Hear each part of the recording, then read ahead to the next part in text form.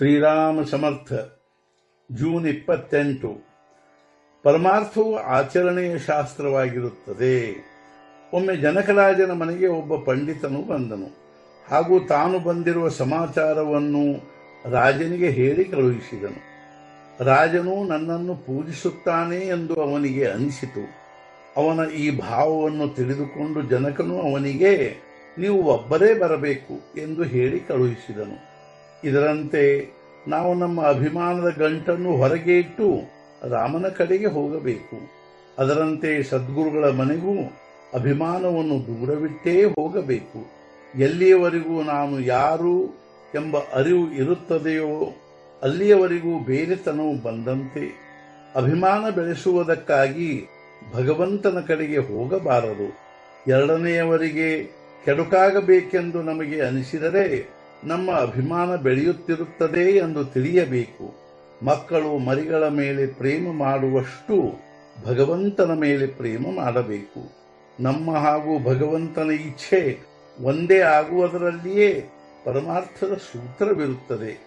ಭಗವಂತನ ಇಚ್ಛೆಯನ್ನೇ ನಮ್ಮ ಇಚ್ಛೆಯನ್ನಾಗಿ ಮಾಡಬೇಕು ಹಾಗೂ ಆನಂದದಲ್ಲಿರಬೇಕು. ಅತ್ಯಂತ ನಿಸ್ವಾರ್ಥ ಬುದ್ಧಿಯಿಂದ ಮಾಡಿದ ಕರ್ತವ್ಯವು ಎಂದೂ ವ್ಯರ್ಥ ಹೋಗುವುದಿಲ್ಲ.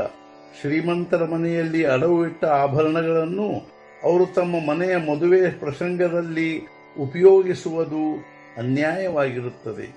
ಅದರಂತೆ ನಮ್ಮ ಮಕ್ಕಳು ಮರಿಗಳನ್ನು ದೇವರು ನಮಗೆ ಕೊಟ್ಟಿರುತ್ತಾನೆ. ಅವರ ರಕ್ಷಣೆ ಮಾಡುವುದು ನಮ್ಮ ಕರ್ತವ್ಯವಾಗಿರುತ್ತದೆ.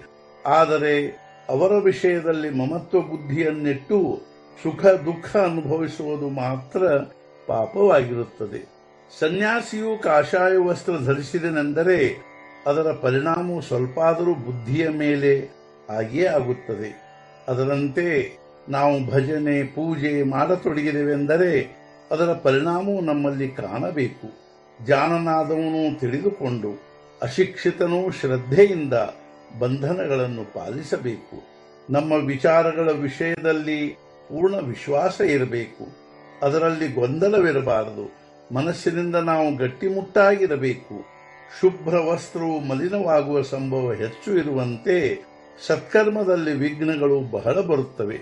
ನಾವು ಅವುಗಳ ಕಡೆಗೆ ಲಕ್ಷ್ಯ ಕೊಡದೆ ಸತ್ಕರ್ಮ ಮಾಡಬೇಕು. ಆಚಾರ ಹಾಗೂ ವಿಚಾರಗಳು ಹೊಂದಿದವೆಂದರೆ ಉಚ್ಚಾರವು ಅದರಂತೆ ಆಗುತ್ತದೆ. ತೆಂಗಿನಕಾಯಿಯಲ್ಲಿ ನೀರು ಎಷ್ಟು ಹೆಚ್ಚು ಸಿಹಿಯೋ ಕೊಬ್ಬರಿಯ ರುಚಿಯು ಅಷ್ಟೇ ಕಡಿಮೆಯಾಗಿರುತ್ತದೆ. ಅದರಂತೆ ಪಾಂಡಿತ್ಯ ಎಷ್ಟು ಹೆಚ್ಚೋ ನಿಷ್ಠೆ ಅಷ್ಟು ಕಡಿಮೆ. ಬಹಳ ಓದಬಾರದು. ಓದಿದ್ದರ ಮನನ ಮಾಡಬೇಕು ಹಾಗೂ ಅದನ್ನು ಕೃತಿಯಲ್ಲಿ ತರಬೇಕು. ತಂದೆಯ ಪತ್ರವನ್ನು ಓದಿದ ಮೇಲೆ ಅದರಲ್ಲಿ ಅಭಿಪ್ರಾಯದಂತೆ ನಾವು ಕಾರ್ಯ ಮಾಡತೊಡಗುತ್ತೇವೆ. ಅದರಂತೆ ಗ್ರಂಥ ವಾಚನದ ಸಮಾಪ್ತಿಯಾಯಿತೆಂದರೆ ಕೃತಿಯನ್ನು ಪ್ರಾರಂಭಿಸಬೇಕು. ಪರಮಾರ್ಥವು ಸಂಪೂರ್ಣ ಆಚರಣೆಯ ಶಾಸ್ತ್ರವಾಗಿರುತ್ತದೆ. ಸಮಾಧಾನ ಹಾಗೂ ಆನಂದವೇ ಆ ಶಾಸ್ತ್ರದ ಸಾಧ್ಯವಾಗಿರುತ್ತದೆ. ಭಗವಂತನ ಸ್ಮರಣೆಯಲ್ಲಿ ಕರ್ತವ್ಯ ಮಾಡಿದರೆ ಜೀವನದಲ್ಲಿ ಆನಂದವು ನಿಶ್ಚಿತವಾಗಿ ಪ್ರಾಪ್ತವಾಗುತ್ತದೆ. ಇಂದಿನ ಮುಖ್ಯ ವಿಚಾರ, ಎಲ್ಲವನ್ನು ಮಾಡಬೇಕು, ಆದರೆ ನಿಜವಾದ ಪ್ರೇಮವು ಸಾಧನೆಯ ಮೇಲಿರಬೇಕು.